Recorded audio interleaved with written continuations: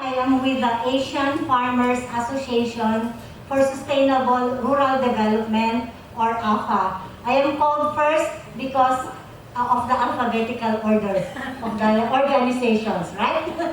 Yeah. But AFA, last week, we just celebrated our 20th year. So we are 20 years old. And thank you. And APA is a regional farmers organization.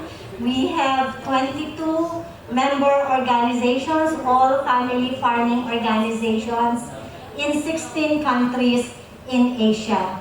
And our membership is composed of family farmers, men, women, and young farmers engaged in crops, livestock, fishery, forestry, herding, and pastoralism. And we are very happy to know that in this forum, we are hosted by our friends from the Fisher Folk Thai Association, because we have to remember that this year is the International Year for Artisanal Fisher Folks and Aquaculture, or what we call IAFA. So it's really very good that at our second Asia Pacific Regional Farmers Forum, we are hosted by a national fisher folk organization. Okay, so this event is the Asia Pacific Regional Farmers Forum. It's the second time. May I know who from you has attended the first Regional Farmers Forum that was held in 2018 in Yogyakarta? Anyone who has attended the first forum? Very few of us. Okay, not even half. So you must have a very good presentation of what the Farmers Forum is, because very few has attended the first forum. Okay, I'm giving you a task.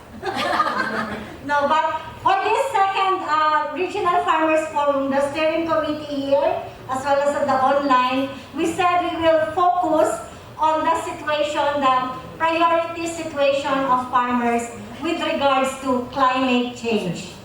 Climate change. So if you could see in our program, everything revolves around climate change. But we should not forget that in the past 2.5 years, we have been bombarded by the triple C crisis.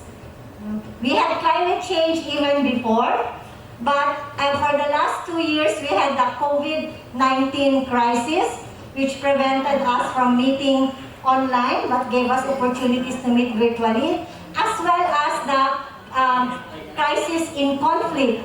Because in the past year, or beginning of this year, we had the Russian war with Ukraine, which really increased the prices of fuel, and with that increased also the prices of goods and inputs, having a serious impact on farmers. So when we come here today, we would like to see and to know from each country how we are affected by these 3 C's, especially climate change. What are our efforts to cope and adapt to climate change, as well as what kind of support we need, especially in terms of climate financing. So we would like to ask everyone for your active participation in the discussions at the plenary and the breakout groups. At the end, we hope to have a declaration that will be supported by both IFAD and the FOs who are represented here in the steering committee. Because at the end of the day, we want to really know how we can strengthen the partnerships between IFAD and farmers' organizations at the national level, and at the regional level, and at the global level, so that family farmers can really be empowered, can really be an agency of change, so that we could help our members cope, adapt to climate change, as well as the other crises that will come our way. So I hope for your active participation. Thank you very much. Back to you, Senator.